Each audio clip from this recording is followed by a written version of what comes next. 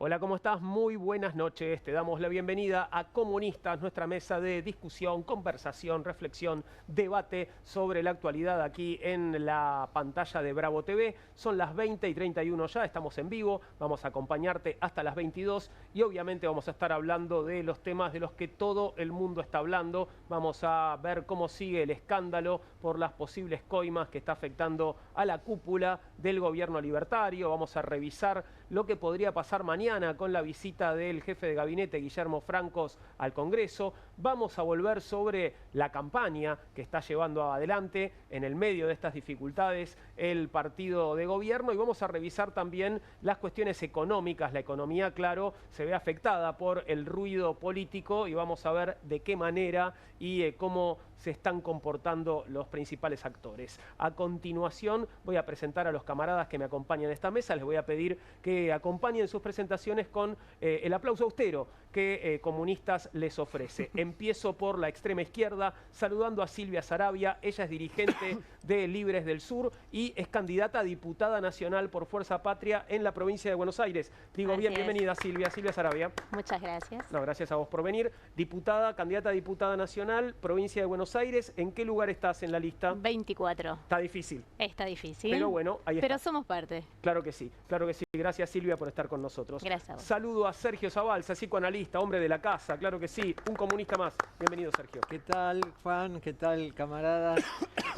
Bueno, quería señalar que este momento del escándalo provocado por las coimas a cielo abierto del gobierno libertario es un momento para hablar con los más jóvenes, con aquellos de 14, 15, 16, 17, esos púberes y adolescentes que pusieron alguna fe en este gobierno y que están atravesando uno de los momentos más importantes para una persona, que es la decepción.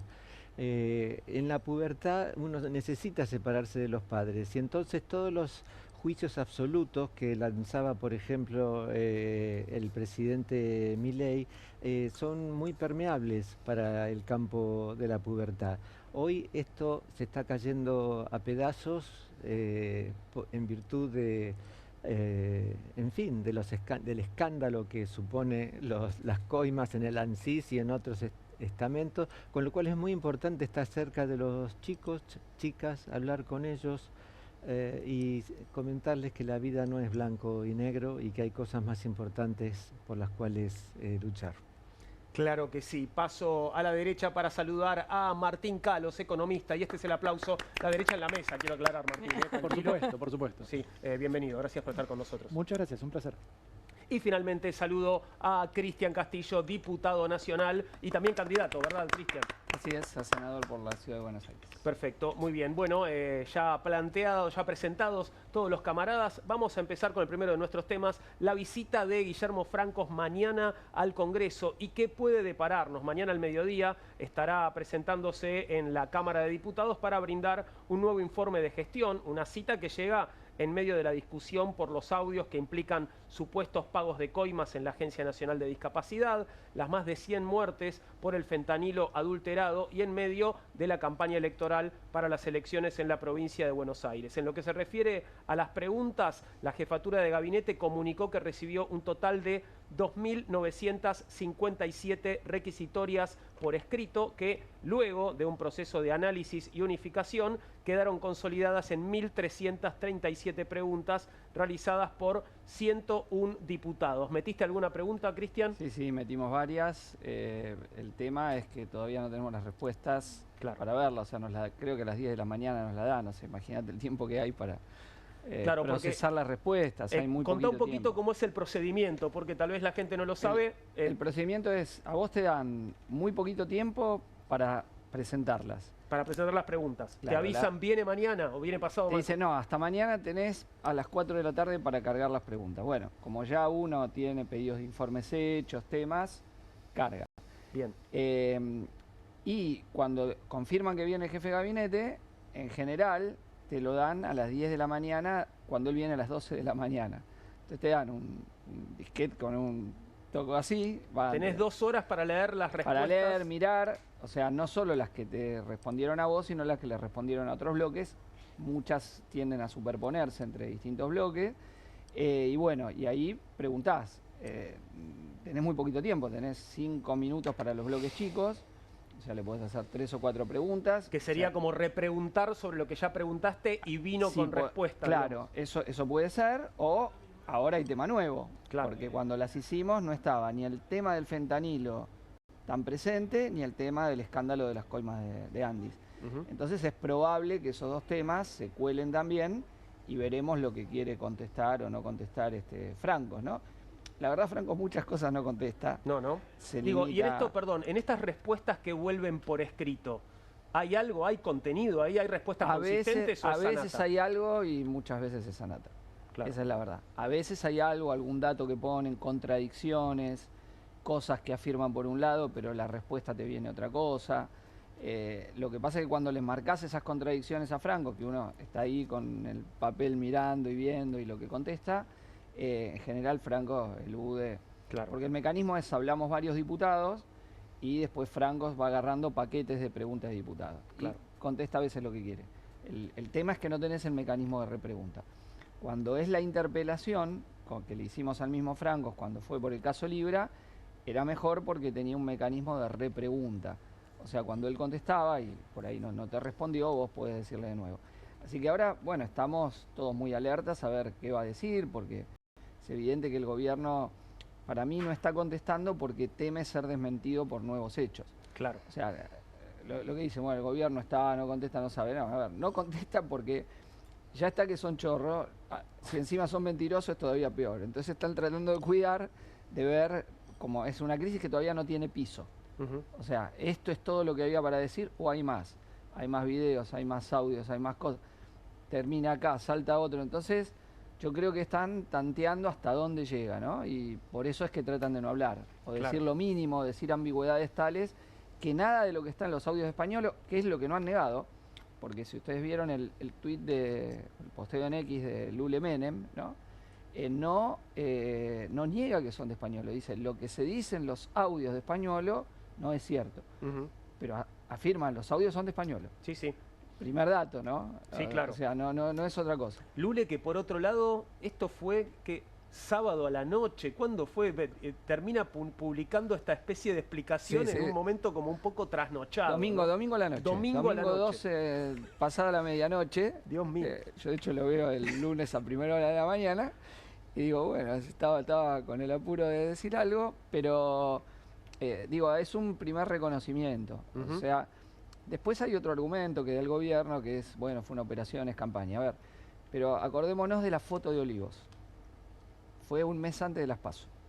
No, también podía decir, la foto de Olivos fue una operación. Alguien la consiguió, la presentó para crear un efecto. Pero es Claro, verdad. porque, perdón, una vez más se trataba de un acontecimiento que no se había producido en ese momento, así Así como es. las escuchas tienen varios meses. No ¿no? sabemos todavía al día de hoy cómo le llegó la foto a la periodista Guadalupe Vázquez, que la Hay presenta. especulaciones. Hay Claro. distintas teorías, pero también ¿no? Lo que dicen, cómo se consiguió una cosa, no se sabe, pero era la foto, pero la foto era verdad. Claro. Entonces, eso creó una gran decepción en la gente que estaba pasando la pandemia, le había pasado la pandemia, le había pasado muy mal, y ver que el tipo que te decía, te tenés que quedar, no tenés que salir, estaba él haciendo de joda en Olivos. Bueno, ahora yo creo que hay un paralelo, aparte de que sale justo antes de las elecciones, que es cierto. Y entonces tiene un problema que es que la gran parte de sus votantes que la está pasando mal también, che, pero al final a mí me recortaste el salario o hasta me echaste el laburo, lo perdí y ustedes se te estaban afanando la guita. Vos calculá, en la Andis echaron alrededor de 400 personas, solo en la Andis. Muchos eran cupo por discapacidad, trabajadores que estaban y trabajadoras que estaban en situación de contratos precarios, como la casi totalidad de los que echaron del Estado, y bueno, mientras esto estaban con las coimas. Hoy veíamos las colas en Landis, pero eso es cosa de todos los días, conozco casos, chicos con síndrome de Down que le cortaron la prestación, gente sin piernas que le cortaron la prestación. Y vos decís, ¿qué significa eso? No es solo el ingreso mensual, te cortan la obra social, el incluir salud. Claro. Entonces vos, las terapias que estás haciendo, los medicamentos que estás tomando, se te cortan automáticamente. Y he escuchado también de algunos casos que, no sé, supongo que habrá sido así el mecanismo, muchos de los beneficiarios que quedaron sin su subsidio, sin su cobertura, se enteraron en el momento de la fecha de cobro. Claro, se enteraron ahí porque... hoy cobré. No, ¿qué pasó? No porque cobré. Y ahí me- se enteraron que no lo tenían más. Porque el gobierno eligió un mecanismo que es que te mandan una carta documento a un domicilio determinado y probablemente vos ya te mudaste 10 veces de ese domicilio. Entonces nunca te llegó. Y vos ahí te cortaron. Entonces, si contabas con ese ingreso, o insisto, el problema de la obra social en la cual estás por estar con certificado único de discapacidad, chau, te lo cortaron. Y entonces eso es lo que estamos viendo en todas las colas ahora, donde gente que tiene que viajar desde varios kilómetros para venir, a veces 100 kilómetros. Bueno, no es que en todos lados tenés Landi cerca, tenés sede. Entonces es una cosa muy, muy jodida, porque es gente con necesidades a la cual la han golpeado, le han pegado, todo en nombre de un supuesto equilibrio fiscal, mientras ellos se afanaban la guita. Aquí está bueno agregar que Españolo, que algunos creen que es una persona valiente que está diciendo la verdad, es otro canalla. Perdón, es una filtración. Él no está diciendo nada voluntariamente. Exactamente. En diálogo con Sturzenegger quería cortar directamente las pensiones, en cambio el querido Españolo le aconsejaba no, hagamos la renovación a varios kilómetros de distancia, total es gente que no se puede movilizar y Claro. de esa manera quedan imposibilitados de renovar esa es su la- Bueno, esa es la- que ese fue el mecanismo. Evidentemente lo que hicieron es una intermedia para justificarse de todas esas bajas que dieron, son 300.000 cartas documento que la gente no recibió, no tuvo el recibido, o sea, que le estaban intimando a que fuera a acreditar su discapacidad nuevamente, pero además de eso, después sí le llegaba que no cobraba. 300.000. Está el número 3 de moda, Se ve. ¿viste? Se ve que es así, ¿no? Era Sí. el 3 el que recibía... Es el número del momento, hay que jugarlo en la quiniela. Yo añadiría que ahí, hace poco escuchábamos al ministro de Economía, a Luis Caputo, intentar justificar que hay demasiadas, ¿no?, pensiones por discapacidad otorgadas, argumentando que si uno hace el aumento poblacional con el dato de los 90, hoy tendrían que ser menos de 100.000 cuando hay 1,5 millones, ¿no? Cuando en verdad Argentina es de los países con menos proporción de su población con certificado de discapacidad, porque justamente de lo que se trata era de que era demasiado bajo en los 90. Un poco el argumento, que haya un argumento económico en torno a reconocer lo que la ley reconoce en torno a la discapacidad y los derechos de esas personas, es un poco macabro, ¿no? Sí, claro. Es poner Sumando lo el de toro- Toto Caputo, viste que en un canal de streaming también decía, bueno, tenemos más discapacitados que Alemania después de la Segunda Guerra Mundial. Es una estupidez. Bueno, una estupidez y además, bueno, estupideces que quedan igual, ¿no? Porque, digo, se insiste en la idea de que hay un número desmesurado de pensiones y creo que buena parte de la gente compra esa mentira, Esto ¿no? que decía el camarada Martín. Martín, muy importante, esto coincide con la biopolítica que denuncia Michel Foucault. Michel Foucault denuncia una manera de ser política donde las personas son reducidas a meros agentes productivos. Es decir, por ejemplo, que, pero es tan porcentaje, entonces no podemos dar la pensión de discapacidad y nos olvidamos de que estamos hablando de personas, coincide con esta perspectiva de la biopolítica, es decir, hacer que las personas produzcan y luego dejarlas morir. Y si no producen, entre comillas, porque un discapacitado puede producir mucho más que un supuesto normal, y si no producen, se los deja morir. Esto es lo que aplica Javier Milei cuando dice que la gente tiene derecho a morir de hambre y estas cosas que venimos escuchando. Bueno, han hecho lo mismo con los jubilados, ¿no? Sí. Porque han planteado lo mismo. Quizás si se muere una cantidad de jubilados, los que quedan vivos pueden cobrar. O sea, lo han dicho expresamente. O sea, creo que Coincide total. coincide con una visión de la humanidad, del mundo, de cómo debe ser una sociedad que realmente es muy perverso. Y del otro lado, la expansión de los negocios de la Suizo-Argentina. Donde tocas, está la Suizo-Argentina proveyendo, ¿no? En un ratito vamos a ver un comunicado de la CISO Argentina que nos habla de su historia, de su transparencia, Muy de su emotivo, compromiso. es muy Conmovedor, emotivo, conmovedor sí. realmente, creo que lo reposteó el presidente. Saludo a Marcelo Ramal, que se suma a la mesa. Bienvenido, Marcelo. ¿Todo bien? Gracias, bien, todo bien. Quiero que veamos lo que dice el diputado Pablo Schedlin sobre las convocatorias a los ministros a la Cámara de Diputados. Diputados, a ver, lo vemos, por favor. Al ministro de Salud de la Nación, el doctor Mario Lugones, y al doctor Vilches, flamante presidente de la ANDIS, para justamente que nos aclaren los temas que son motivo de esta reunión convocada de emergencia, digamos, por la situación de los audios que aparecieron en todos lados. Y lamentablemente no hemos tenido respuesta ni del ministro Lugones ni del doctor Vilches, así que tenemos la idea de que no van a venir. No es la primera vez que nos pasa que invitamos a los ministros de este gobierno y no vienen. Lo hemos hecho desde la Comisión de Acción Social y Salud, al ministro Russo, al ministro Lugones, al presidente del PAMI, a lo largo de esta gestión y frente a distintas situaciones que se fueron produciendo. Bueno, esto decía entonces allí en la Comisión, ¿no?, de Acción Social y Salud Pública y Discapacidad, el diputado Yedlin. Ahora, no te contestan directamente, o sea, vos los convocás y los ministros no contestan, porque... No, en general no. Yo digo, perdón. Estuve hoy en la comisión, hubo hoy 2 comisiones importantes, esta donde igualmente se trató el tema por parte de los diputados, pero no fueron los ministros y funcionarios citados, y después estuvimos debatiendo el otro tema tan grave que es el del fentanilo adulterado en otra comisión, ¿no? Ahora, perdóname, porque digo, vos... Pero no van. No van, pero además esto de que no te contestan, digo, vos... Digo, sos diputado, hace tiempo que estás en política, ya fuiste legislador con otros gobiernos de distintos signos políticos que no te gustó ninguno. Digo, ¿contestaban los ministros de los otros gobiernos, por lo menos? ¿Te decían, no voy, o bueno, voy a ir, o no voy por este motivo? En general se ponían más excusas. Acá alguno pone una excusa, ha venido circunstancialmente algún funcionario, pero la norma más bien del gobierno es que no van. Indiferencia. Tratar de no ir al Congreso. Claro. No, han venido algunos cuando se debatió el presupuesto, que después el gobierno no quiso debatir para ver si había dictamen. O sea, prefirió quedarse sin presupuesto. No Caputo, que nunca quiso venir y no dio explicaciones. Zafó de un pedido de interpelación con una maniobra que hizo Martín Menem, y eso es lo que está pasando.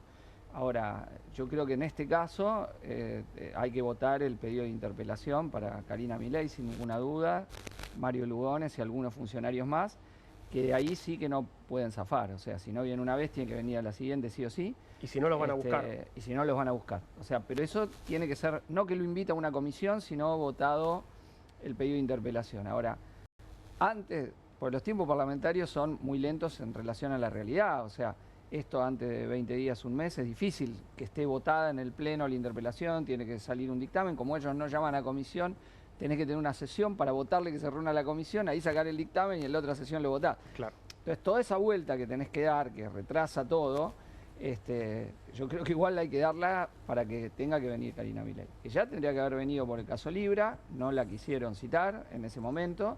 Después la citamos a la comisión Libra y tampoco quiso venir. Pero ahora hay que votarle la interpelación directo a ella. Creo que es evidente, ya con lo que ha salido, con la coima del 3% adicional. Ahora, yo no sé, me imagino que ustedes habrán estado todos leyendo, enterándose de algo durante el día de hoy, y al día de hoy parece que el objetivo es blindar a Karina Milei y entregar a los Menem, ¿no? Esta sería más o menos la idea, ¿o no? No sé si leyeron algo parecido. Todavía no. Están tratando de ver... no entregar a nadie. Están tratando de no entregar a nadie, pero por eso, cuando se conozcan nuevos hechos, creo que ahí van a contestar. Si vos ves, ellos no han contestado ni uno de los argumentos. Ni uno. Porque yo creo que es por esa lógica, porque temen que todo lo que digan va a ser desmentido o por audios, o por videos, o por otro que va a hablar, o por el propio Españolo, que no se sabe qué va a hacer Españolo. Va a seguir hablando. Bueno, pero acá hay un sistema, digo, de recaudación. Españolo dice que venía de antes, ¿no? Va a haber que haber explicaciones de lo que pasaba también. Hay otro argumento también, y es que el fiscal tiene que revisar el teléfono de Españolo, Claro. que ya se ha logrado ser... ya lo están revisando. Ya lo están revisando, de manera que en pocas horas sabremos el contenido. Esperemos. Ahí también hay algo que es uno de los primeros consejos de cualquier manual de comunicación de crisis, que es Si lo que vas a decir puede empeorar la situación, no hables. Y eso es lo que está haciendo el gobierno, en parte porque decía Cristian hace un rato, de todavía no tocó fondo esta crisis, no se sabe qué más puede aparecer. Entonces, acá hay un tema, ¿no? Hay una cuestión de, bueno, hay un escándalo de corrupción. ¿Cómo impacta en la mirada que tiene sobre el gobierno una población que mayoritariamente lo votó? Ahora bien, creo que la discusión termina siendo si esto impacta mucho o más bien si es marginal. ¿Por qué? Porque también pasan dos cosas. Que el principal activo político del gobierno, después vamos a charlar de economía más adelante, no me quiero adelantar tampoco, sigue siendo esa estabilización parcial de la inflación que fue logrando, y está el hecho de que no hay una propuesta alternativa, una visión de país en ningún espacio opositor, salvo algunos chicos, ¿no? Algunos sentados a la mesa. Y entonces se pierde un poco la posibilidad de disputar eso públicamente. Lo que está es el silencio del gobierno y no se sabe bien qué hay enfrente en términos de propuesta política y de capital político.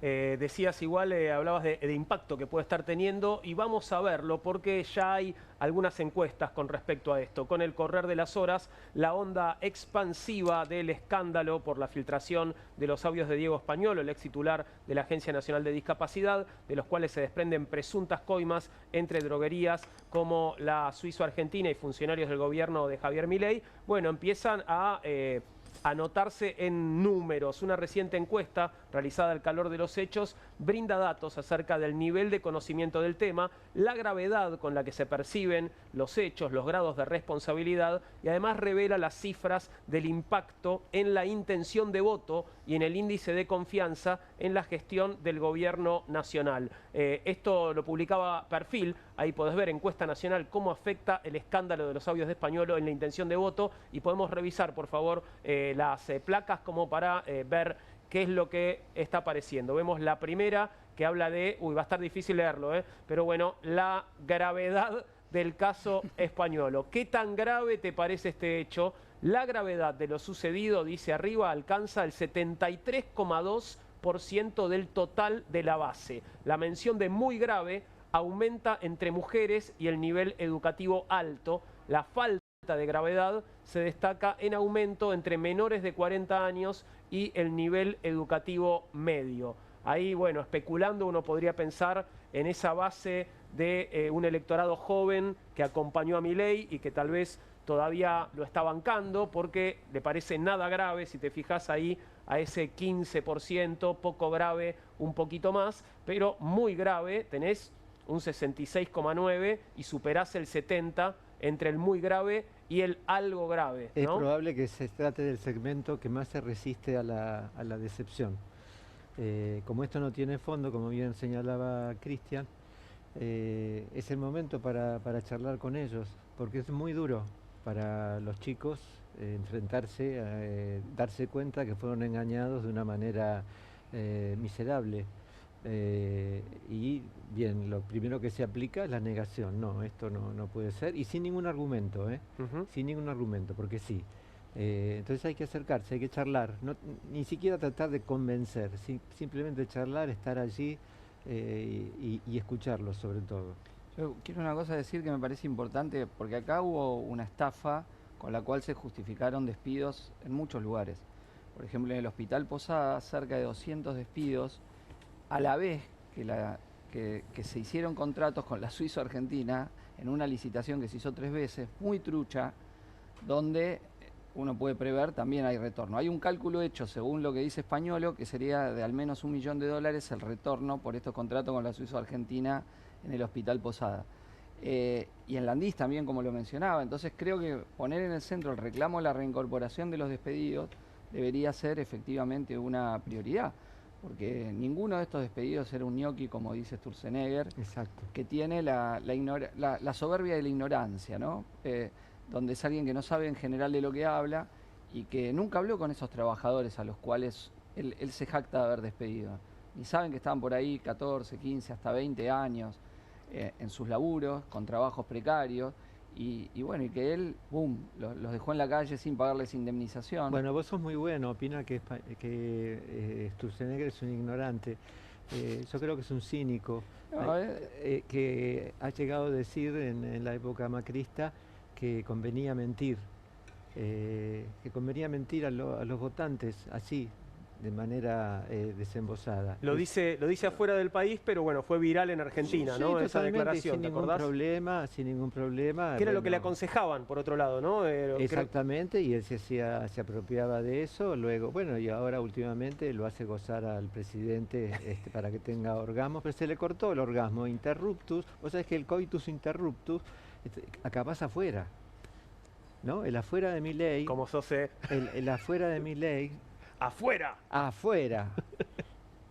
Bien, Management and Fit es la encuestadora que está con esta encuesta. Ahora te voy a ofrecer una placa más, pero sí, Marcelo, te escucho antes. No, esto que estamos viendo acá, el rechazo de una parte tan importante de la población, está señalando una crisis política de gran alcance. Hay que ver el significado político de todo esto que ocurrió. Porque el gobierno está en medio, después seguramente lo vamos a hablar, en medio de una crisis financiera que pone de manifiesto el agotamiento de todo el planteo económico y político que se puso en marcha en la Argentina desde diciembre del 2023 hasta hoy. Y la elección era la gran apuesta de Milei de imponer una suerte de plebiscito de su gestión. Ese intento plebiscitario se ha derrumbado ya definitivamente con toda esta denuncia de corrupción que naturalmente estalló, ¿no es cierto?, como resultado de choques internos. Ahora, visto en una perspectiva más amplia, esto que estamos asistiendo, hay que leer muy bien las palabras de Milei. Porque, ¿qué es lo que él dice en este famoso acto fallido, ¿no es cierto?, de anoche? No lo digas todavía porque vamos a ir después. Ah, Quiero que bueno, analicemos listo. esa Bueno, frase después lo vemos. Entonces, por supuesto, lo vamos a discutir, pero acá, ¿no es cierto?, se pone de manifiesto lo que algunos diarios ya han dicho, que la campaña electoral detonó como resultado, ¿no es cierto?, de toda esta cuestión. Y ayer Milei hizo un llamado casi desesperado a que la gente que él supone, ¿no es cierto?, que es ausentista, que se va a quedar en la casa, vaya a votar, ¿no es cierto?, contra el aparato. Qué raro, ¿no? Porque uno tiende a pensar que les conviene el ausentismo a la Libertad de Avanza. No, él hace una interpretación por todo este ausentismo que hubo este año. Lo que él piensa es que la gente que se quedó en su casa es la que lo votó a él en noviembre del 2023 y que ahora ya no va a votar. Entonces, es un llamado desesperado, ¿no es cierto?, para que lo vayan a votar a él. Naturalmente, hay que hacer una convocatoria a la gente que hoy no quiere ir a votar, que está en su casa, pero la convocatoria es indudablemente para, la contraria, ¿no es cierto?, llevar adelante otro planteo que luego, bueno, tendremos que discutir a la luz, ¿no es cierto?, de una perspectiva más general de todo lo que está ocurriendo, pero no me quiero adelantar si es que vas a colocar Gracias. ahora. Quiero seguir con la encuesta porque ahí aparece justamente en la siguiente placa, vamos a ver esta y después en la otra la incidencia que podría llegar a tener este escándalo en el voto. Aquí, modificación en el nivel de confianza, dice Management and Fit. ¿En qué medida considerás que esto, el escándalo de las coimas, repercute en tu nivel de confianza en la gestión del gobierno de Milei?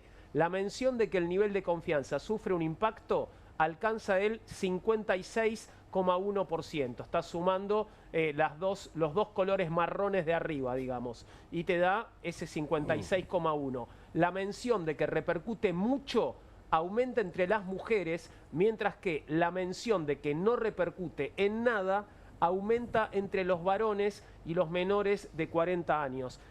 Lo mismo que veíamos para la elección presidencial, ¿no?, que era mucha más resistencia de parte de las mujeres en votar a Milei y mucho más apoyo entre hombres y hombres jóvenes apoyando a Milei. Pero ¿no? una cosa digo, porque si no, yo trabajo con jóvenes, soy profe en 2 escuelas secundarias públicas en la provincia de Buenos Aires, en nivel secundario, y si sumamos lo que sucede con los menores de 40 años, hay casi un 60% o más de un 60% que entiende de que afecta la confianza y en los números anteriores también. Digo porque también plantear, pareciera que acá los culpables de no estar pensando en nada y de apoyar a Milei y de tener este nivel de resistencia desde un sector bastante, digamos, retrógrado, serían los varones jóvenes. Pero veamos que en los menores de 40 años, más de la mitad está hoy también planteando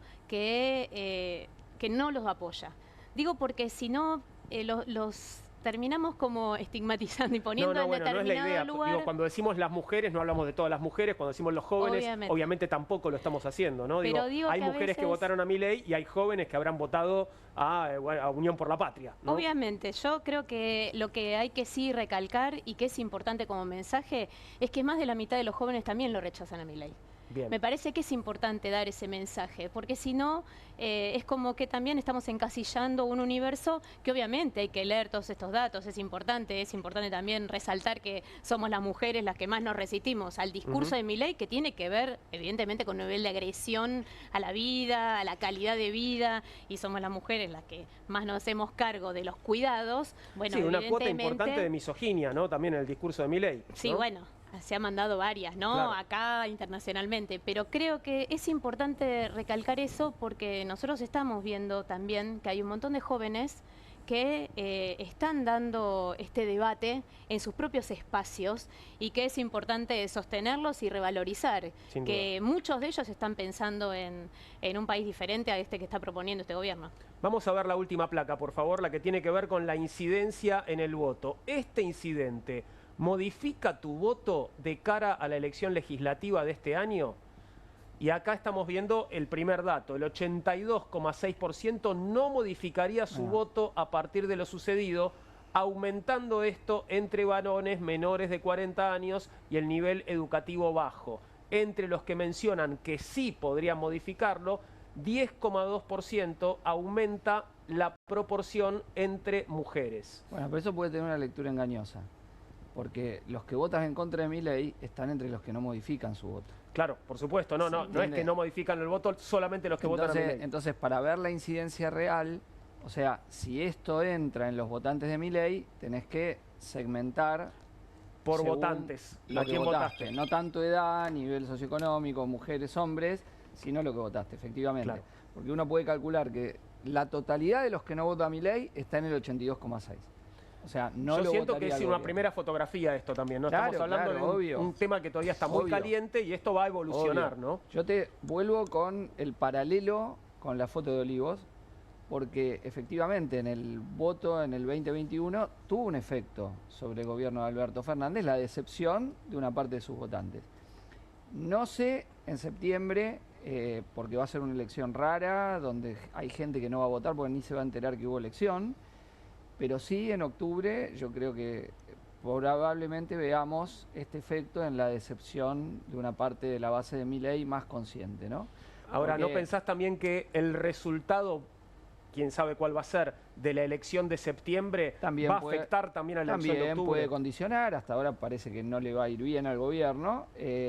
Y déjame señalar algo más interesante, el despegue de Españolo, de quienes eran sus amigos íntimos, como José Luis Esper, que dijo, bueno, un liberal que no conocía, y después están todos los posteos hechos en redes sociales. Yo no sé si esas fotos son reales. Están soplando la velita juntos. Son reales, festejaban cumpleaños en común, salían. Pero perdón, pero están ellos dos solos en la foto, no invitaron a nadie. Todo, bueno, a ver. Un cumpleaños raro. Pero lo negó, ¿viste? Fue, no lo conozco, no lo vi. Bueno, todo. Lo que pasa es que este español parece que le gustaban las fotos, subirlas con todo el mundo. Se iba, se fotografiaba, subía, y entonces están muchos en la foto. Pero Esper, según ellos comentan, es el que se lo presenta a Milei, el que lo lleva, el que lo mete en el círculo. Y bueno, y a partir de ahí tiene una gran intimidad con Milei. Porque ese es el otro dato. A ver, fue cualquier cantidad de veces a Olivos, se juntaba en las noches esas de ópera, conversaba con él habitualmente. Entonces no estamos hablando de un personaje menor, es esta operación de negación de Españolo, es una operación complicada, ¿no? Porque no tiene sustento. Y esto ya salió enseguida. Esper no terminaba de decir es uno más, que le apareció todo publicado, entonces... Muchas fotos juntos, muchas fotos juntos. Muchas. Tenemos el comunicado de la droguería Suizo-Argentina también para compartir, a ver si logro leerlo, es todo un desafío. Desde hace más de 100 años, Suizo-Argentina desarrolla sus actividades de forma íntegra, transparente, con responsabilidad social empresaria y de conformidad con un estricto código de ética implementado para... Bueno, perdón, discúlpenme, pero te lo vuelvo a leer. Y de conformidad con un estricto código de ética implementado para reforzar los valores fundacionales que dieron origen a la firma y en concordancia a nuestra histórica visión de compromiso con el país. Estamos hablando, claro, de una firma más que centenaria. Lo interesante me parece que aparece en el segundo párrafo. En todo momento y en particular frente a las circunstancias que son de público conocimiento, la empresa... Este es el punto. La empresa, sus directivos y accionistas se encuentran a derecho y a plena disposición de los organismos de Contralor, así como de cualquier poder del Estado, a fin de brindar toda la información de utilidad que permita esclarecer los hechos bajo investigación en el pleno convencimiento de haber actuado con total apego a las normas y leyes vigentes. Pero había un par que se estaban borrando. Claro. ¿Cómo que? Pero ¿cómo colaboración? Si se estaban tomando el palo, se abrieron las cajas de seguridad, dejaron las gomitas tiradas y se estaban rajando. Pero, Juan, ¿de qué están hablando? Lo significativo de este comunicado es lo que está arriba. Claro, que esto lo comparte Javier Milei, por supuesto. Lo publica Suizo-Argentina y lo comparte Javier Milei. Desde ya, ahora... Yo creo que hay otra cosa significativa. A ver, ¿qué, Marcelo? La primera oración del comunicado. Desde hace más de 100 años. Desde hace más de 100 años. ¿Qué quiere decir esto? Todo esto que estamos discutiendo, no sé si 100 años, pero varias generaciones y varios gobiernos, tenés la seguridad que tiene. Cuando Milei dice, le robamos el choreo, cuando Españolo dice que subimos la comisión que ya existía, del 5 al 8, está poniendo de manifiesto que hay un mecanismo corrupto que tiene que ver con la siguiente cuestión. Si hacemos la cuenta, ¿no es cierto? Acá tenemos este asunto, el tema Libra, que involucra a Milei. Miramos a los dos gobiernos anteriores, Alberto Fernández y Macri, con procesos y causas, ¿no es cierto?, seguros, Correo. Cristina Kirchner, que ayer habló, y fue interesante, porque dijo, bueno, a mí dicen que yo no podía desconocer lo de vialidad. Bueno, Milei tampoco podía desconocer esto. ¿Pide por su libertad? No, pide que Milei también vaya preso. Otro acto fallido, ¿no es cierto? Pero Alberto Fernández, Milei, Macri, Cristina Kirchner, y si le sumás a De la Rúa y a Menem, con casos de corrupción, ¿no es cierto?, y procesos, bueno, tenés 6 presidentes, el doble de los mundiales de fútbol que ganó Argentina. Entonces, la clave de esta oración es esta, muchachos. Hace más de 100 años que robamos con el Estado y con los gobiernos que actúan como vulgares comisionistas del capital.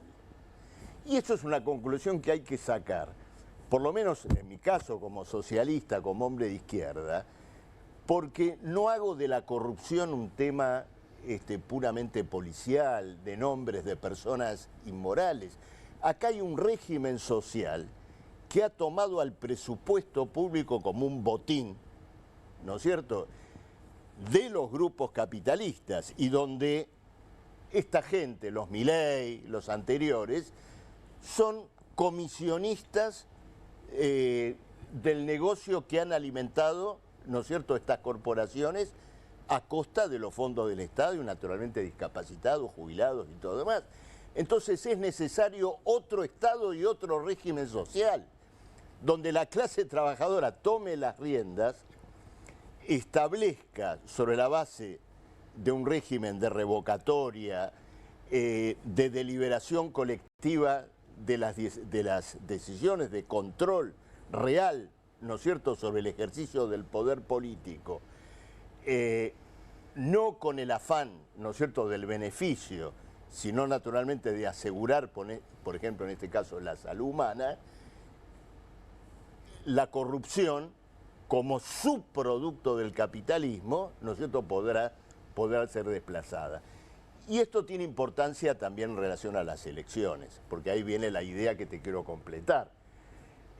Por una vez estoy de acuerdo con Milei cuando le dijo ayer a la gente, no se queden en la casa, vayan a votar. Sí, se lo digo a la gente, no se queden en la casa, vayan a votar en masa, pero voten por una alternativa socialista. Por ese motivo, Política Obrera se presenta el 7 de septiembre y va a luchar por llegar a la legislatura bonaerense, a los consejos deliberantes, para naturalmente ofrecer una alternativa a los gobiernos que han actuado como vulgares comisionistas del capital hace más de 100 años. Tenemos dos grandes conflictos alrededor de la salud, ¿no? Porque en este caso las droguerías son intermediarias.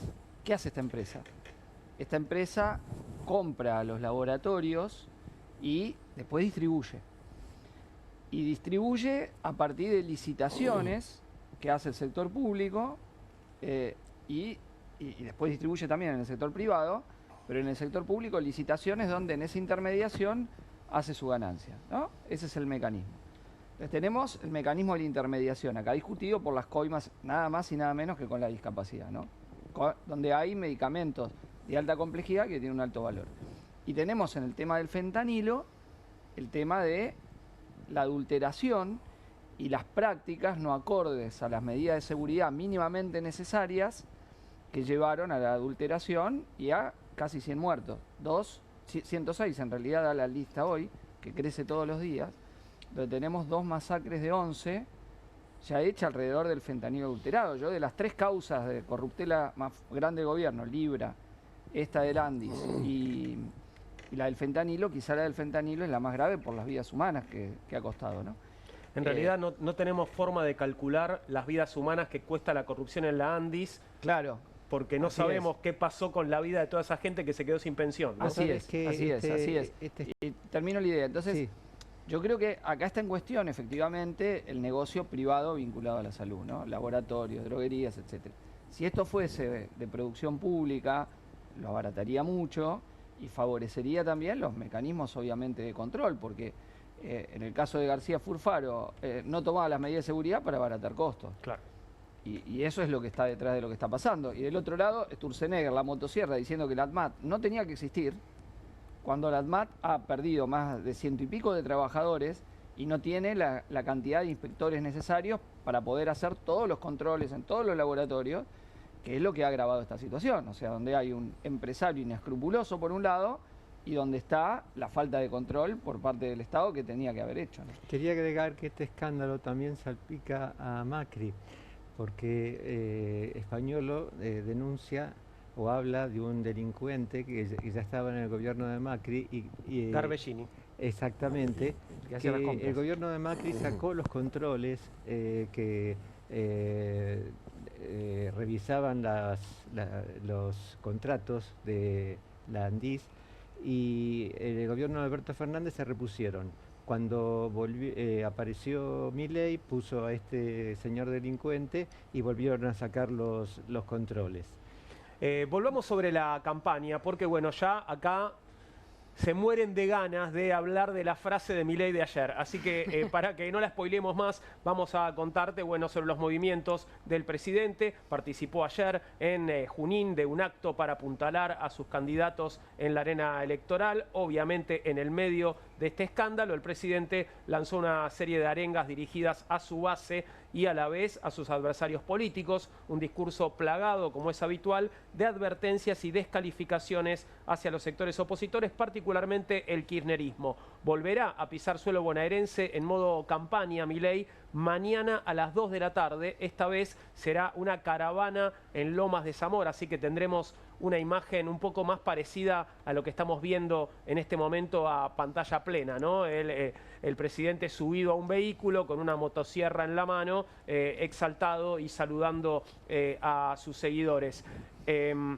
Vamos, esto es de la campaña presidencial, ¿no? Lo que estamos viendo. Vamos a ver esto de ayer, el momento de la frase que hoy es título en todos los diarios, y quiero ver cómo la analizan cada uno de los camaradas que está aquí en la mesa. Fíjate lo que decía ayer Milei en Junín. Están tan disociados de la realidad y la voluntad popular que avanzan constantemente con propuestas cuyo único objetivo es aumentar el gasto público y devolvernos al sendero nefasto del déficit fiscal. Por eso, digamos, están molestos porque le estamos afanando los choreos. Bueno. Ahí estaba, ¿eh? Están molestos porque les estamos afanando los choreos. Les estamos afanando los choreos. Un poco me remitía a aquella frase del expresidente Macri de estamos logrando los logros. ¿Te acordás? Pero lo de Macri era transmitía su tremendo problema que tiene con el lenguaje, Mauricio Macri, su incapacidad. Es un discapacitado, pero de los peores, porque es un canalla. Pero en el caso de Javier Milei, muchos dicen que ha sido un furcio, un fallido. Incluso un fallido es algo que cuando el inconsciente te traiciona. Vos querés decir que cortesía y decís, por ejemplo, que porquesía, cuando te regalan algo. Aflora una verdad, ¿no? Aflora una verdad. En este caso, yo creo que aquí no hubo ninguna traición de Milei. Simplemente dice lo que piensa. Él le está respondiendo a alguien del público en ese momento. Y le estamos afanando los choreos. Él dice, piensa eso. Ahora, ¿qué sería afanar los choreos? Sería, porque bueno, viste que también está esta idea de que el que le roba a un ladrón tiene 100 años de perdón, ¿no? Pero no sé si esto se aplica. Acá es, bueno, hay un choreo, ese choreo me lo quedo yo. Esta sería la idea, ¿no? Sí, sí. Bueno, que habla de una continuidad de un sistema, ¿no? La literalidad de lo que dijo es efectivamente eso. Es eso, es la continuidad, ¿no es cierto?, de un régimen que, como le señalaba antes, ¿no es cierto?, toma al presupuesto público como fuente de negocios, tiene corporaciones empresarias que se nutren, ¿no es cierto?, de ese régimen, y los gobiernos, sus partidos, sus funcionarios, son los comisionistas, de ahí viene, ¿no es cierto?, la palabra coima, que lucra, ¿no es cierto?, con una parte de ese tipo de entramado. ¿No? Ellos dicen que le agregaron un 3%, ¿no? Claro, dijo Pañuelo. El tema es que eso se da en un contexto de un ajuste brutal. Claro. Donde evidentemente hay una situación en la población en general que los ingresos cada vez alcanzan para menos, donde se han quitado un montón de prestaciones y que esa justificación que da la población es que, bueno, hay que pasarlo un poco mal para estar mejor. Me parece que esto de alguna manera sí es un quiebre.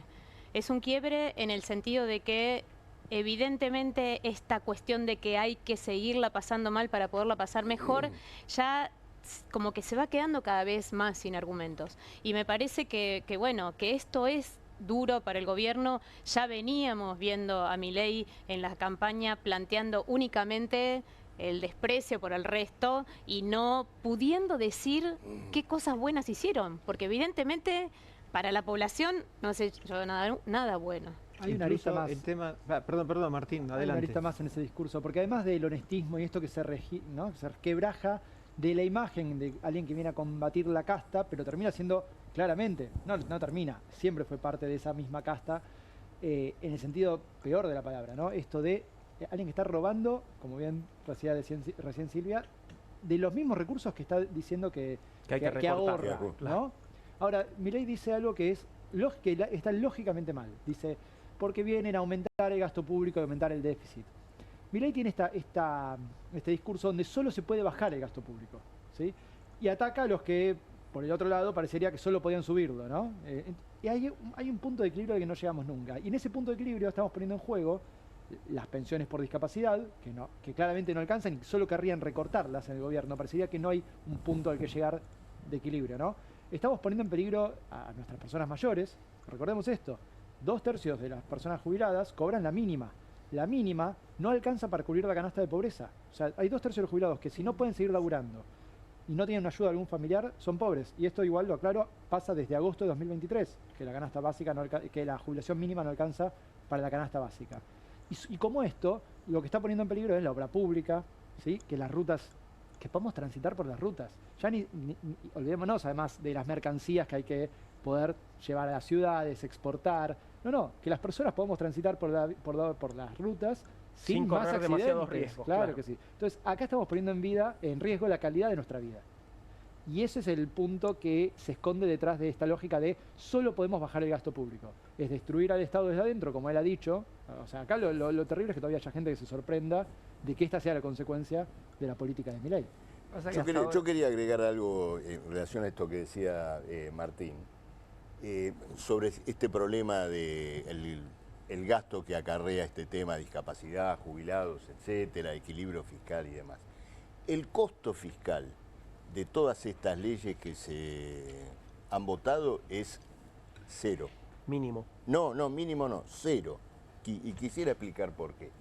El denominador común de todas estas leyes, discapacidad, jubilados, universidad, Garrahan, es que reajustan lo que el gobierno le despojó a todos estos sectores cuando se produjo la gran inflación de diciembre, enero, febrero, ¿no? De 2023, 2024, el gobierno no ajustó de acuerdo a la inflación y por lo tanto se produjo la pérdida de jubilación, el recorte a universidades y todo lo demás. Ahora, el gobierno, sus ingresos fiscales sí se ajustaron con la inflación, porque los impuestos que forman la torta principal del Estado, como el IVA, por ejemplo, crecen en proporción a los precios y a la inflación.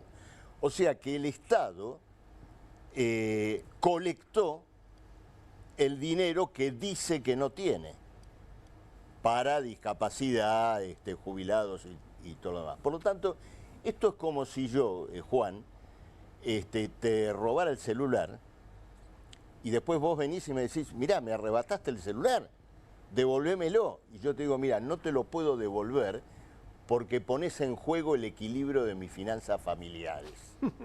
Y vos decís, escuchame, déjame de joder, devolveme el celular. Esto es lo mismo. Acá se produjo un arrebato de fondos jubilatorios, hospitales y todo lo demás, que naturalmente, digamos, se lo quedó el gobierno que sí recaudó, ¿no es cierto?, esos ingresos.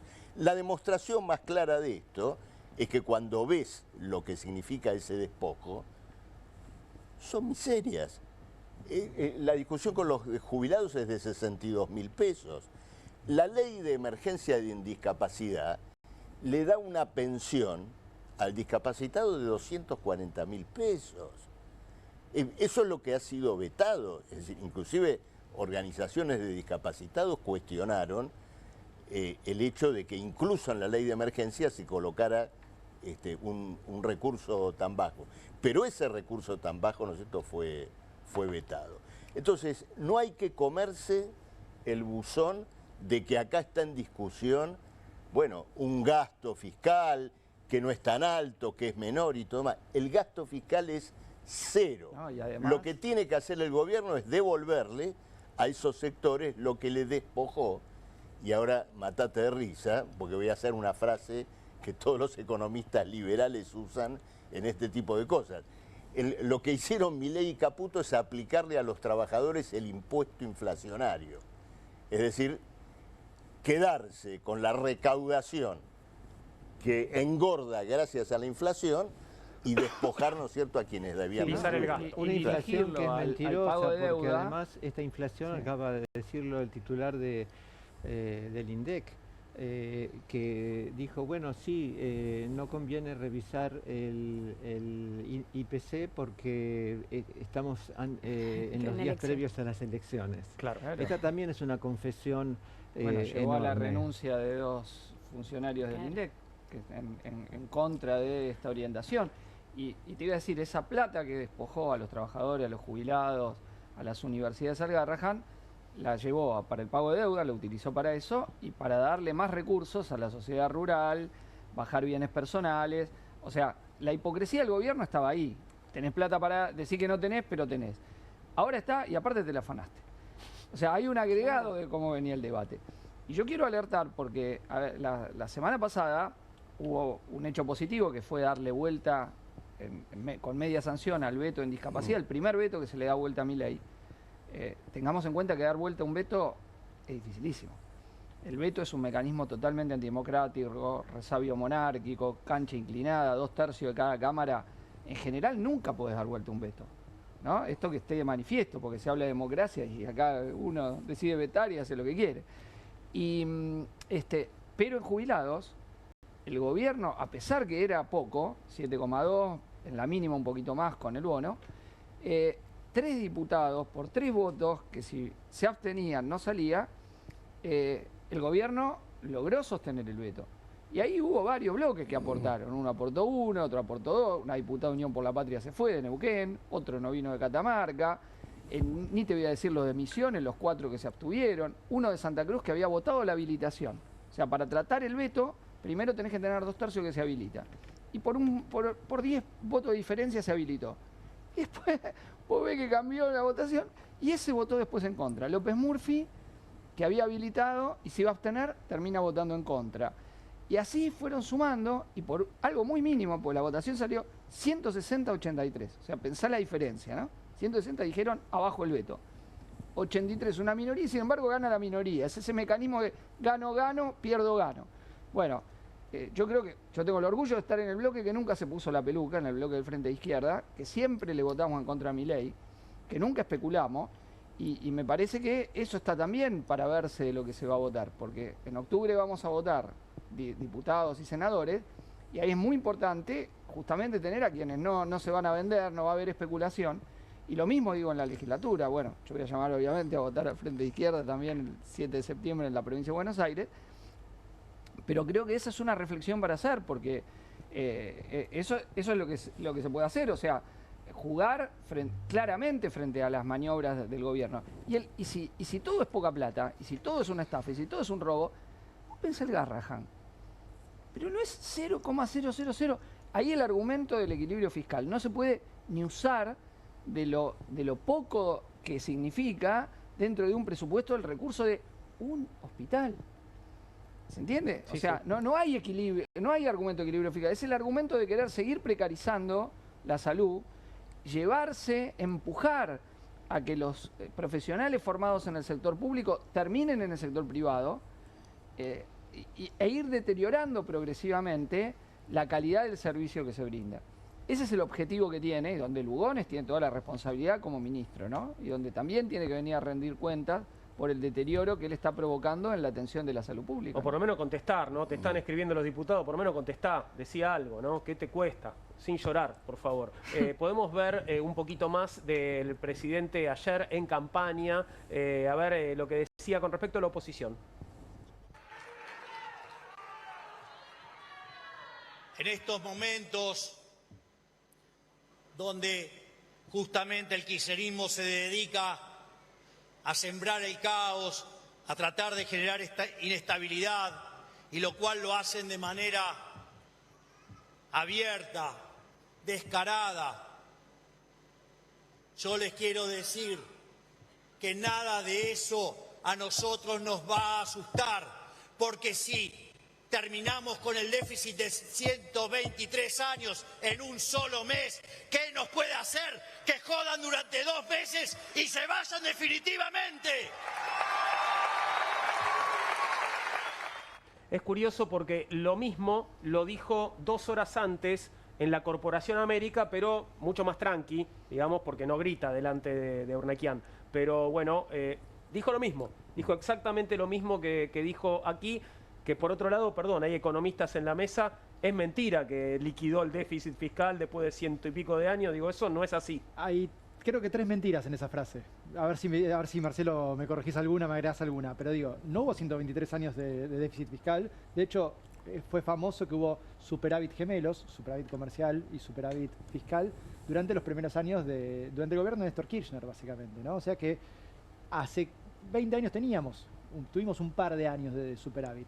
Uno dice, bueno, exageró. Sí, como exageró con el 17.000% de inflación, como exagera con un montón de cosas, como exageran con los números que están mostrando a diario para justificar las medidas que toman. Después está esto segundo de eliminé el déficit fiscal. Argentina sigue teniendo déficit fiscal, déficit financiero, cuando uno mira la totalidad de los gastos. En parte porque gastamos bastante más que antes en intereses de la deuda, como decía Cristian hace un rato, pero es cierto que tiene superávit primario, antes de considerar el pago de la deuda. Ahí hay una serie de cuestiones contables, que la verdad no vale la pena porque es una cuestión simplemente de a futuro vamos a pagar más intereses de deuda. La deuda que se está tomando hoy se va a pagar a futuro y es mucha, no solo la del FMI. Por tanto, Argentina siempre tiene el problema de que no es un monto. En verdad, perdón, voy a decir algo. Argentina nunca estuvo muy endeudada en los últimos 15, 20 años. El problema es que siempre tiene el vencimiento enseguida, muy rápido, de corto plazo y no lo puede pagar. Y la tercera cuestión ahí que habría que discutir es esto de ¿qué me importa que estos 2 meses no nos hagan lío? Y la verdad es que no es cierto. Porque estos 2 meses van a ser muy peliagudos. ¿Por qué? Porque para cumplir con esta promesa suya, que es la promesa de este gobierno, que es bajar la inflación o tenerla a un nivel mucho más bajo que antes, digo, estamos en 2% al mes. Nadie va a decir que eso es bajo. Eso, insisto, es lo que en cualquier país se tiene en un año y ahora lo tenemos. Y esto cuando lo teníamos hace 7, 8 años, Patricia Bullrich estaba en el Congreso denunciando que teníamos 1,7% de inflación y era altísimo. Le resultaba escandaloso. Claro, ahora tenemos 2 y estamos bien, ¿no? También puede ser cierto, más altas. Claro, puede ser cierto que, digo, el electorado tenga la memoria fresca de una inflación de 120% al año, ¿no? Obviamente, y está muy bien haber contenido eso porque era un descalabro que había que equilibrar. Había desequilibrios macroeconómicos y Milei, con esa motosierra, bajó ese déficit que era insustentable, que requería emisión monetaria. Digo, eso es cierto. Podemos discutir justamente cómo redujo ese gasto, pero que había que reducir ese déficit era cierto. Ahora bien, ¿cómo hace para contener ahora estos meses? Ante este escenario donde el mercado financiero le está diciendo con toda claridad, che, así no se aguanta, la suba del dólar que empezó en julio la retrotrae en parte con tasas de interés que son altísimas. Y eso lo único que hace es exacerbar el consumo que está frenado, y esto los propios datos del INDEC, los propios datos del gobierno lo muestran. Argentina no está creciendo. La recuperación económica de la que se jactó Milei a fines de 2024, comienzo de este año 2025, ya se detuvo, estamos estancadísimos, probablemente creciendo menos que lo que el gobierno prometía este año, y la verdad en un nivel muy mediocre. Pero la base del programa económico de Milei es esa, un poco la mediocridad. Es mediocre en la inflación, es mediocre en el manejo cambiario, pero también es mediocre el empleo, el salario, la actividad económica, el consumo, el llegar a fin de mes. Lo está estancando en un nivel mediocre sin ninguna perspectiva de crecimiento futuro, y eso es el problema hoy. Subió yo creo que país también. Toto Caputo está muy enojado con el JP Morgan. Arriba de 800 otra vez, ¿no? Me estás matando, un pie sensacional para el tema que sigue, claro, pero si me permiten lo voy a hacer después de la pausa, pero sí, Marcelo. No, una cosa sobre esto que dijo Milei de que el kirchnerismo le movía el piso, es una injusticia. Porque cuando uno ve lo que ocurre en la provincia de Buenos Aires, con el gobierno de Kicillof y su orientación, Milei no es justo con Kicillof. Y te voy a explicar por qué. En la provincia de Buenos Aires, los docentes, por la jornada simple, cobran un salario que no llega a la línea de pobreza.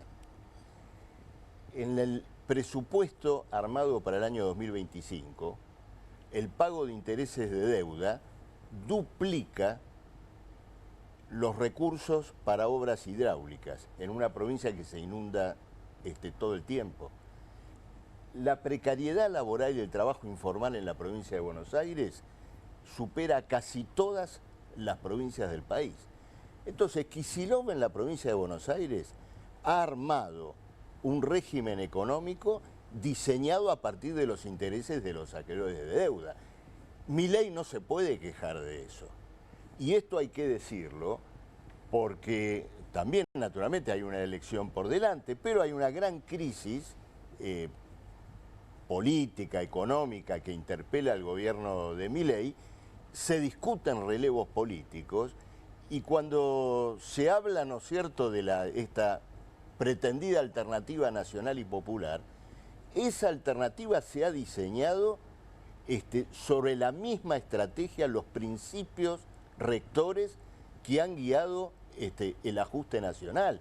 En los hospitales de la provincia de Buenos Aires, en el hospital pediátrico de La Matanza, una enfermera gana 700.000 pesos, con intendente kirchnerista y con gobernador kirchnerista. Entonces Milei ha sido un injusto porque tiene en la provincia de Buenos Aires y en el peronismo sus más férreos colaboradores con la motocicleta. Martín, Bueno, no, ¿sabés cuánto le robó Evidentemente no Milei a Kicillof? Porque tengo entendido que son como 12 billones de pesos. Y con eso Kicillof está haciendo un gobierno decente. Disculpame, sí, una exactamente. cosa. Bueno, Además, yo manejo la cuestión de la salud mental. Nunca como antes se ha trabajado de una manera tan digna inaugurando centros de salud mental como con el gobierno de Kicillof. Además de inaugurar escuelas también, con 12 billones de pesos menos que le ha robado este infame. Este es el trabajo que está haciendo el gobierno de Axel Kicillof. Pero aparte me parece que también hay un debate sobre qué es lo que está planteando Milei. Digo, Milei está planteando hoy una serie de medidas que van totalmente a contramano de lo que está planteando el gobernador de la provincia de Buenos Aires. Nosotros los docentes dejamos de cobrar 100.000 pesos por mes por cargo, ¿sí? A partir de la eliminación del FONID, por ejemplo. Digo, o sea, hay una agresión directa a los bonaerenses respecto de un montón de cuestiones, de la apertura indiscriminada de importaciones, de la eliminación del FONID, de esta deuda millonaria que hay con el gobierno de la provincia de Buenos Aires. Nosotros podemos observar un montón de cuestiones y ser muy críticos en un montón de aspectos. Ahora, la realidad es que hoy plantear que es lo mismo lo que plantea Kicillof que lo que plantea Milei es una barbaridad. Pero Silvia, vos no podés, vos hay algo que no podés defender, que no tiene que ver con los 12 billones, que es que a los docentes que hicieron huelga les descontó el día. Lo sancionó y Adorni saludó a Kicillof.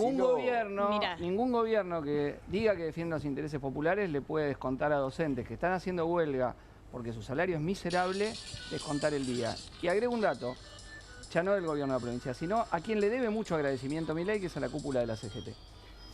La cúpula de la CGT es canallesco lo que está haciendo. El otro día, que los jubilados estaban peleando por el veto, no fueron capaces de convocar un paro y movilización en la pelea por los jubilados. Lejos de agitar, lejos de profundizar el conflicto, que es lo que se debería hacer, porque la situación es desesperante, la cúpula de la CGT está desmovilizando todo. Va al Pacto de Mayo. Y gobernadores que fueron votados diciéndose opositores, le dieron la gobernabilidad a Milei en el Congreso. Yo lo he visto. Se abrieron del bloque inicial, hicieron su propio bloque y le votaron todo. Y ahora van juntos, por ejemplo, en Tucumán, donde se juntaron. Y miembros que están todavía en el bloque oficial de Unión por la Patria, sus gobernadores, cuando pactan con Milei, también se le van los diputados. La realidad, tenemos que hacer un corte. La dejo responder a Silvia y hacemos una pausa. Sí, Silvia. Hay una realidad desde nuestra perspectiva que la única opción hoy que realmente le puede poner un freno a Milei, porque evidentemente en la provincia de Buenos Aires Milei tiene este problema, ¿sí?, de que el conjunto de la población va a votar mayoritariamente Fuerza Patria. Cuando se plantea que esa va a ser la gran derrota de Milei ahora en las próximas elecciones provinciales, bueno, evidentemente creo que ese es el mensaje que hay que darle, que no puede avanzar y que no lo vamos a dejar avanzar sobre muchos de los derechos que en la provincia de Buenos Aires hoy se siguen defendiendo. Una encuesta en la ciudad de Buenos Aires para octubre nos dan parejo, a la izquierda, mirá la si ciudad de Buenos Aires, yo estoy hablando de la provincia de Buenos Aires donde gobierna Axel Kicillof. Bien, hago una pausa, ya todos se han expresado, digo, entiendo que piensen diferente, pero hacemos una pausita y volvemos a hablar de temas económicos, qué está pasando con el dólar, qué está pasando con el agro y su reacción, sus movimientos de ajedrez. Enseguida hablamos.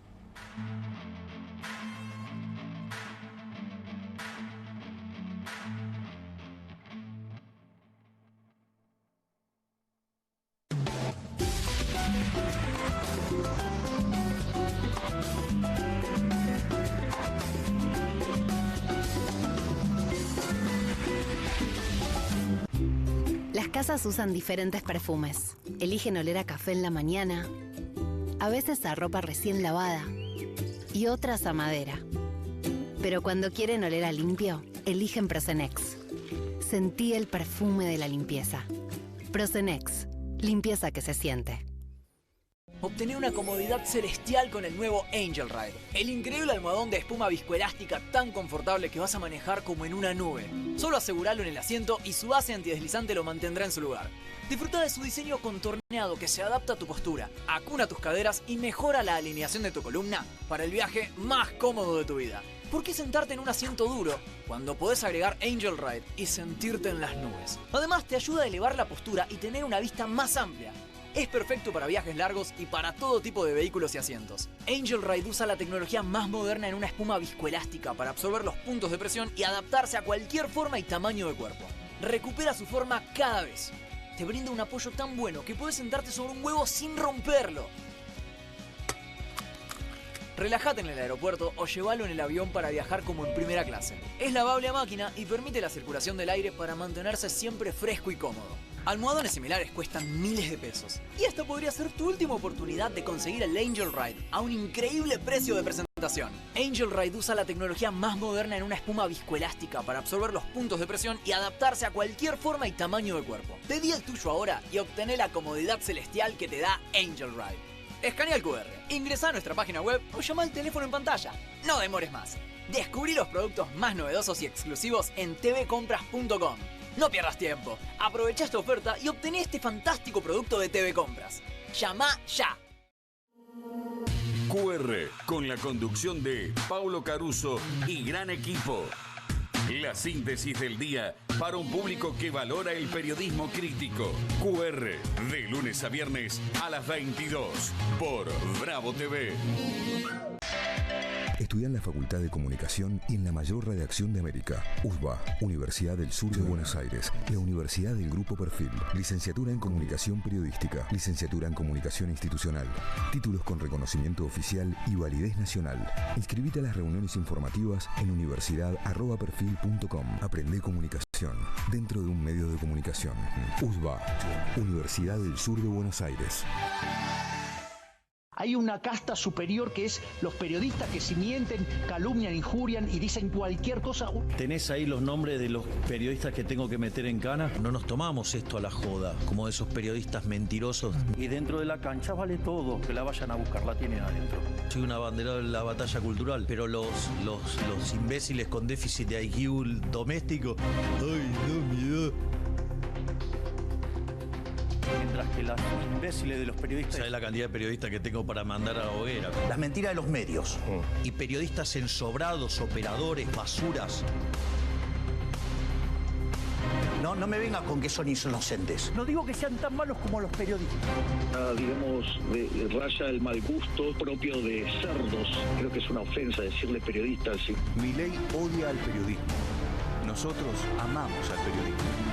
Suscríbete a perfil.com.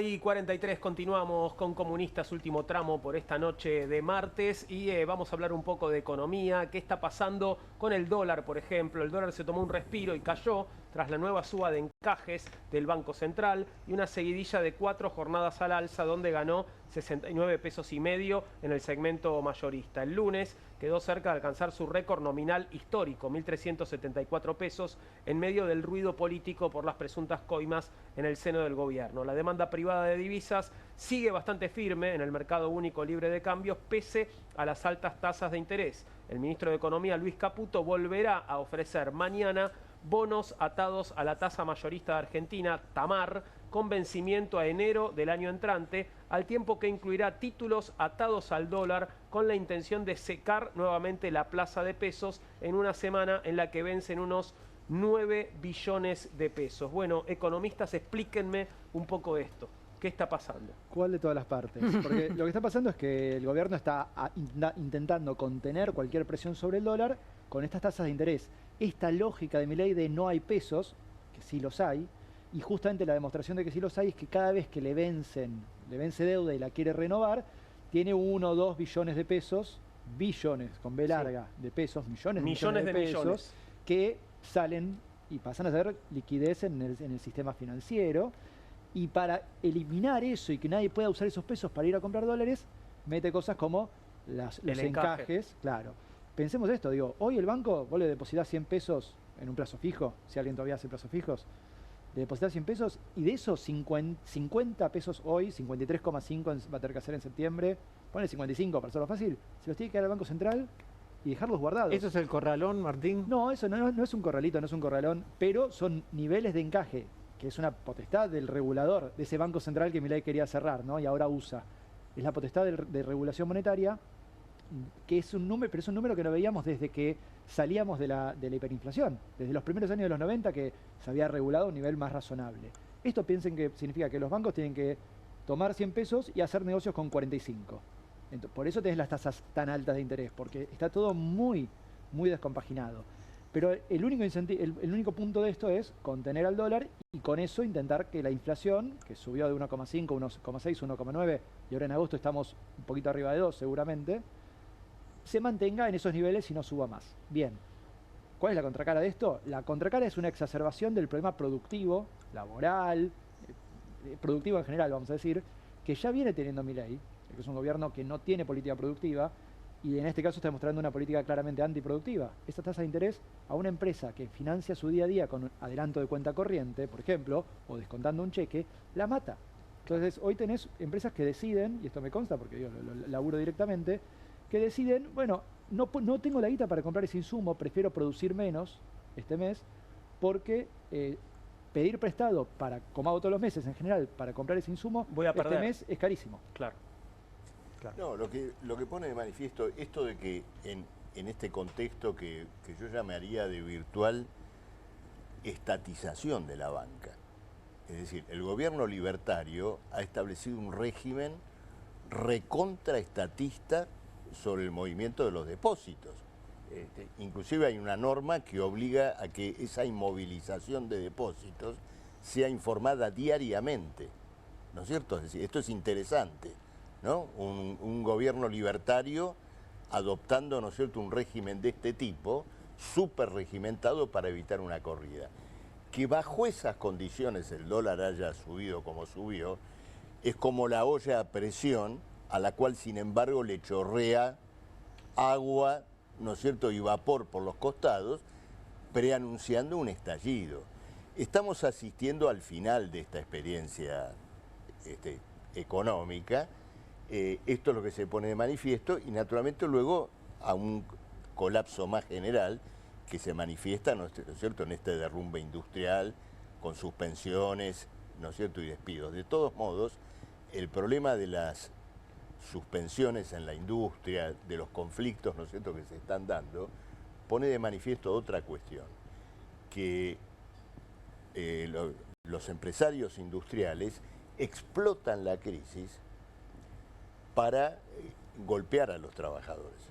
Por ejemplo, hay un gran conflicto en la siderurgia, y un conflicto muy interesante porque es un conflicto de los tercerizados, de los trabajadores tercerizados de las grandes fábricas siderúrgicas, por el salario, porque están cobrando un salario bajísimo. El grupo Techint está en la picota, ¿no es cierto?, por esta cuestión, pero los que se han revelado son aquellos trabajadores que tienen menos derechos, que trabajan para un contratista, que no tienen estabilidad laboral y que ahora están en una huelga por tiempo indeterminado en las grandes plantas del cordón, ¿no es cierto?, de San Nicolás y de Campana. Entonces, estamos indudablemente ante una circunstancia o un punto de inflexión que probablemente tendrá que destrabar, o la gran pregunta, el gran dilema, es quién lo destraba.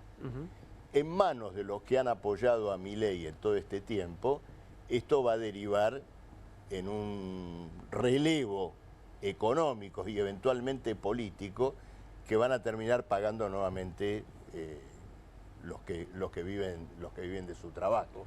Yo le doy gran importancia a estas luchas, como la que está llevando adelante la clase trabajadora siderúrgica, porque desenmascara este régimen de miseria social, hiperendeudamiento, que está llegando a su final, pero busca darle una salida a partir del salario, de las condiciones de trabajo.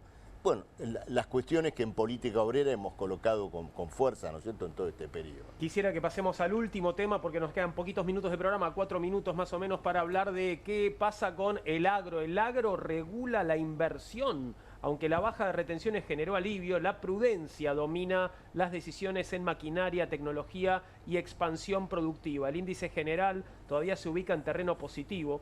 La tendencia es clara, el productor percibe un deterioro que se retrata en las condiciones presentes, que bajaron de 94 a 89 puntos, un 5% a la baja. Las expectativas futuras, en cambio, se mantuvieron estables en 153, lo que marca un contraste entre la cautela del presente y el optimismo del mediano plazo. En paralelo, el clima político sigue pesando, las elecciones legislativas de octubre aparecen como un factor determinante en las decisiones del agro. El productor aguarda definiciones sobre la continuidad del plan económico, la implementación de reformas estructurales y la consistencia de las medidas oficiales antes de arriesgar capital en inversiones de largo plazo. Hay también, me imagino, bueno, obviamente juega políticamente, ¿no? Digo, si hablamos del sector agropecuario como los grandes productores, ¿no? Sí, hay una parte en la previa de una elección. Claro, hay una parte de lo que leíste que es común a todos los sectores hoy, ¿sí? Están esperando a ver qué pasa. ¿Pero por qué? Porque en esto que yo te decía hace un rato, ¿no? Estamos en un modelo económico muy mediocre. No se espera que esto, bueno, repunte el consumo y entonces la industria de bienes de primera necesidad, alimentos, por ejemplo, tenga más demanda. El consumo popular, el consumo masivo está completamente amesetado. Porque no aumentó el salario, porque no, pensemos que es un gobierno libertario que pisó las paritarias, ¿no? Porque no hay una mejora en el empleo, ni siquiera, y por supuesto no es empleo de calidad, es un empleo cada vez más precarizado. Y en ese marco, ahí te entran todo lo que es sectores de producción para consumo masivo, ¿no? Al agro se le suma que viene de exportar todo lo que pudo, aprovechando la baja de retenciones en el segundo trimestre del año, y ya está, el negocio ya está hecho este año. ¿A quién le puede quedar? Ahora vendrá la próxima cosecha, ¿no? Pero ¿a quién le puede quedar algo que no haya exportado cuando le convenía más? Además de que tenemos precios mundiales que no son tan atractivos y que el Ciro Bolsa te permite perfectamente guardar todo y tenerlo ahí hasta que los precios internacionales suban o cumpla la promesa de algún gobierno de bajar retenciones. En ese marco, y hasta te diría más, está bien que el Estado deje de intentar meterse a intentar todo el tiempo apurar la exportación y la liquidación, porque es pan para hoy, hambre para mañana, sí, todo el tiempo, ¿no? Ahora bien, perdón, simplemente para cerrar, lo que se ve es lo que pasó siempre, que es, este modelo económico nunca tuvo algo que lo hiciera crecer. Tuvimos una recesión muy grande el año pasado que no tiene cómo recuperarse porque no hay nada que lo impulse. Y lo único que tenemos entonces son los sectores que ya venían creciendo, que ya eran una realidad productiva nueva, que son estos enclaves, que podemos nombrar a Vaca Muerta, podemos nombrar algunos proyectos mineros, pero no se pasa mucho de ahí porque no hay proyecto productivo, no hay visión de país más que fomentar esos enclaves productivos muy, muy aislados. Segundos me quedan, 20 segundos cada uno. Silvia y Chipi, sí. Dale. Que hoy Arcor llevó un aumento del 7% en los alimentos a los supermercados. Digo porque acá dice, bueno, ¿qué repercusiones tiene sobre la microeconomía? Eso es lo que nos está pasando, la plata cada vez alcanza para menos. La agresión de Milei está en todos los planos y por eso nosotros decimos que echar a Milei es votar a Fuerza Patria. Bien. Cristian. Creo que el mismo poder económico que sostuvo a Milei está pensando cómo construye otra cosa de reemplazo y que no hay que caer en eso, hay que dar una salida propia de la clase trabajadora, si no estamos jorobados y para eso darle el apoyo al Frente de Izquierda en los procesos electorales. Bueno, está bien, y política obrera también, por supuesto, y hay que ir también y hacer terapia con por supuesto. Muchas gracias, muy bien. Y bueno, y atender a los consejos económicos de Martín. Y nombremos también a Movimiento Ciudadano, que Esteban Paulón a senador, y Alejandro Katz, Diana Mafía y Gabriel Puricelli a diputados en la Ciudad de Buenos Aires. Muy bien, dicho todo, ya está, Marcelo, otro día. Gracias por todo, gracias camaradas por haber compartido la mesa esta noche. Ya nos vamos y ya estaré saludando en minutos nada más a Pablo Caruso antes de que comience una nueva emisión de QR aquí en Bravo TV.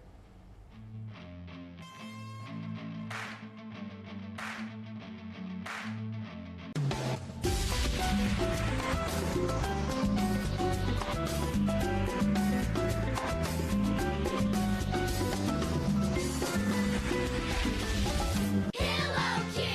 I'm Díganle hola a Pillow Cube Kids, el compañero de juegos para todos los días y la almohada mullida para todas las noches. Los Pillow Cube Kids son juguetes abrazables y apretujables que aportan imaginación y diversión a la hora de jugar. Después, a la hora de la siesta o a la noche, se desdobla para hacer una almohada de tamaño regular. Es juguete y almohada, todo en uno. Pillow Cube Kids tiene la cantidad justa de suavidad para darle soporte a la cabeza de los chicos. Así duermen profundo y sin dar vueltas. Al gato mimoso le encanta leer con vos. Este divertido tiburón te va a cuidar en la luz y en la oscuridad. Los Pillow Cube Kids aman acompañarte a todas partes y todas las mamás saben que es genial tener un amigo a su lado para un viaje largo en el auto. Como los Pillow Cube Kids son cuadrados, son la almohada más cómoda y suave que podés tener en cualquier lugar para dormir mejor. Apilalos de a uno o de a dos. Los Pillow Cube Kids aman dormir la siesta y jugar con vos. Hay un Pillow Cube Kids esperando para dormir y jugar con vos por un increíble precio especial. Cada Pillow Cube Kids se vende por separado y tenés que ser mayor de 18 años para realizar esta compra. Escanea el QR, ingresá a nuestra página web o llama al teléfono en pantalla. No demores más, descubrí los productos más novedosos y exclusivos en tvcompras.com. No pierdas tiempo, aprovecha esta oferta y obtén este fantástico producto de TV Compras. Llama ya. QR, con la conducción de Paulo Caruso y gran equipo. La síntesis del día para un público que valora el periodismo crítico. QR, de lunes a viernes a las 22 por Bravo TV. Bienvenido a todo Latinoamérica. Caras TV llegó a DirecTV, el canal de las celebridades. Entretenimiento exclusivo las 24 horas del día. Más Caras, con la conducción de Héctor Maugeri. Red Carpet, Caras News, Caras Realeza, Caras Fashion, Caras TV. Llegó a DirecTV. Contenidos exclusivos para toda Latinoamérica. Estudia en la Facultad de Comunicación y en la mayor redacción de América. USBA, Universidad del Sur de Buenos Aires. La Universidad del Grupo Perfil. Licenciatura en Comunicación Periodística. Licenciatura en Comunicación Institucional. Títulos con reconocimiento oficial y validez nacional. Inscribite a las reuniones informativas en universidad@perfil.com. Aprende comunicación dentro de un medio de comunicación. USBA, Universidad del Sur de Buenos Aires. QR, con la conducción de Paulo Caruso y gran equipo. La síntesis del día para un público que valora el periodismo crítico. QR, de lunes a viernes a las 22 por Bravo TV. Bienvenido a todo Latinoamérica. Caras TV llegó a DirecTV, el canal de las celebridades. Entretenimiento exclusivo las 24 horas del día. Más Caras, con la conducción de Héctor Maugeri. Red Carpet, Caras News, Caras Realeza, Caras Fashion, Caras TV. Llegó a DirecTV. Contenidos exclusivos para toda Latinoamérica. Estudia en la Facultad de Comunicación y en la mayor redacción de América. USBA, Universidad del Sur de Buenos Aires. La Universidad del Grupo Perfil. Licenciatura en Comunicación Periodística. Licenciatura en Comunicación Institucional. Títulos con reconocimiento oficial y validez nacional. Inscribite a las reuniones informativas en universidad@perfil.com. Aprende comunicación dentro de un medio de comunicación. USBA, Universidad del Sur de Buenos Aires. QR, con la conducción de Paulo Caruso y gran equipo. La síntesis del día para un público que valora el periodismo crítico. QR, de lunes a viernes a las 22 por Bravo TV. Bienvenido a todo Latinoamérica. Caras TV llegó a DirecTV, el canal de las celebridades. Entretenimiento exclusivo las 24 horas del día. Más Caras, con la conducción de Héctor Maugeri. Red Carpet, Caras News, Caras Realeza, Caras Fashion, Caras TV. Llegó a DirecTV. Contenidos exclusivos para toda Latinoamérica. Estudia en la Facultad de Comunicación y en la mayor redacción de América. USBA, Universidad del Sur de Buenos Aires. La Universidad del Grupo Perfil. Licenciatura en Comunicación Periodística. Licenciatura en Comunicación Institucional. Títulos con reconocimiento oficial y validez nacional. Inscribite a las reuniones informativas en universidad@perfil.com. Aprende comunicación dentro de un medio de comunicación. USBA, Universidad del Sur de Buenos Aires. Hay una casta superior que es los periodistas que si mienten, calumnian, injurian y dicen cualquier cosa. ¿Tenés ahí los nombres de los periodistas que tengo que meter en cana? No nos tomamos esto a la joda, como esos periodistas mentirosos. Y dentro de la cancha vale todo, que la vayan a buscar, la tienen adentro. Soy un abanderado de la batalla cultural, pero los imbéciles con déficit de IQ doméstico, ay, no, miedo. Mientras que las imbéciles de los periodistas... ¿Sabes la cantidad de periodistas que tengo para mandar a la hoguera? Las mentiras de los medios. Y periodistas ensobrados, operadores, basuras. No me venga con que son inocentes. No digo que sean tan malos como los periodistas. Digamos, raya el mal gusto propio de cerdos. Creo que es una ofensa decirle periodistas. ¿Sí? Milei odia al periodismo. Nosotros amamos al periodismo. Suscríbete a perfil.com.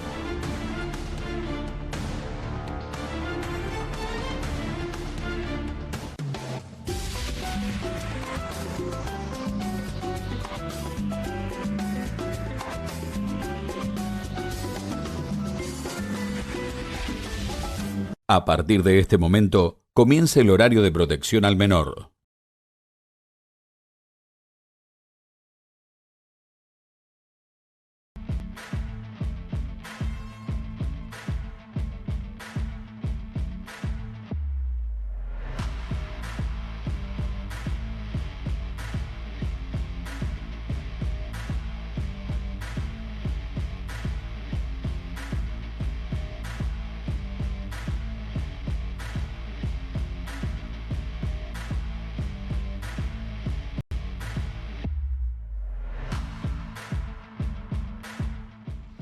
Dos minutos después de las 10 de la noche, ya está por comenzar QR, pero antes charlamos un poquito con Pablo Caruso. ¿Cómo estás, Pablo? Hola, Juan, muy buenas noches. Buen martes para vos. ¿Cómo estás? Igualmente para vos. Muy bien, gracias. Bueno, me alegro. Me vas a mostrar cosas que me gusta. Sí, te voy a mostrar algunas cosas que tienen que ver con nuestra conversación, nuestro pase de ayer. En el centro de la escena, los Menem, Martín Menem, no es una novedad. Claro que sí. En un ratito igual, mucha información. La verdad es que son días donde tenemos que tratar de encontrar calma para una lectura más o menos de lo que va pasando. Si no es como, viste, inagotable fuente de novedades que al final terminan como saturándonos. Confundiendo, ¿no? Sí, claro, total. Pero ocurrió algo alrededor de Martín Menem, presidente de la Cámara de Diputados y en el centro, digamos, los Menem, del escándalo por las presuntas coimas en el Andís. Y mirá lo que apareció en redes sociales hoy. Y esto mantuvo muy ocupado a Martín Menem. ¿Te acordás que ayer iba a ir a lo de Majul, al final no fue? Sí, claro. O fue y no salió. Bueno. Y entonces dice Martín Menem en su cuenta en X: hoy sin falta, 1000 disculpas por no haber podido en el día de ayer. Claro, le responde a Majul que lo estaba ya anunciando para el día de hoy, ¿no? Sí, bueno, después hay, ¿no?, algunos otros que dicen, che, ¿qué está pasando?, etcétera, etcétera. Sí. Pero se le responde efectivamente a esto. Mirá, ya hubo un comunicado oficial de Lule Menem y ya estuve en América ayer a la mañana. Por problemas de agenda no pude estar anoche en lo de Majul.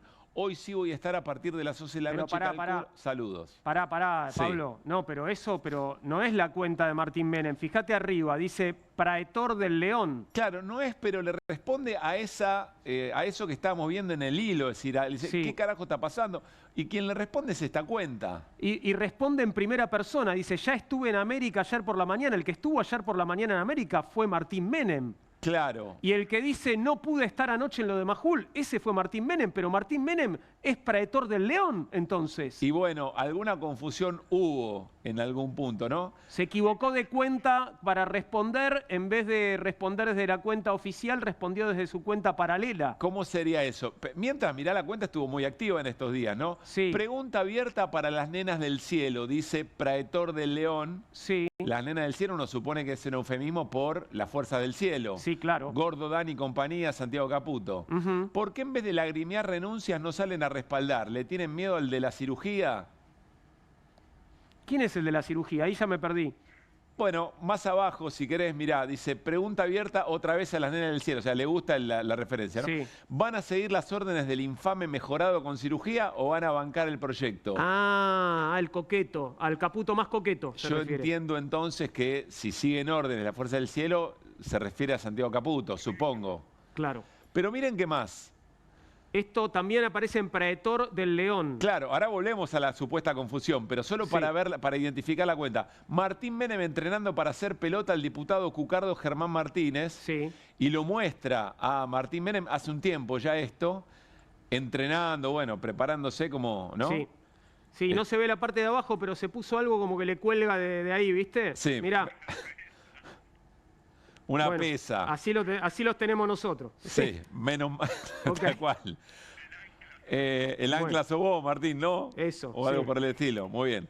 Bueno, explica un poco lo que crees que está pasando. ¿Cómo que se confundió de cuenta? Bueno, yo lo que creo que está pasando es que si bien uno tiende a creer que alguien con una responsabilidad tan grande como la presidencia de la Cámara de Diputados es una persona realmente muy ocupada, bueno, de todos modos tiene tiempo para tener una cuenta oficial de X o Twitter y tener otra paralela con la cual puede hacer comentarios para la interna, mostrar lo grosso que está en el gimnasio, porque a lo mejor se levanta alguna minita, de repente ahí en Twitter también. Sí.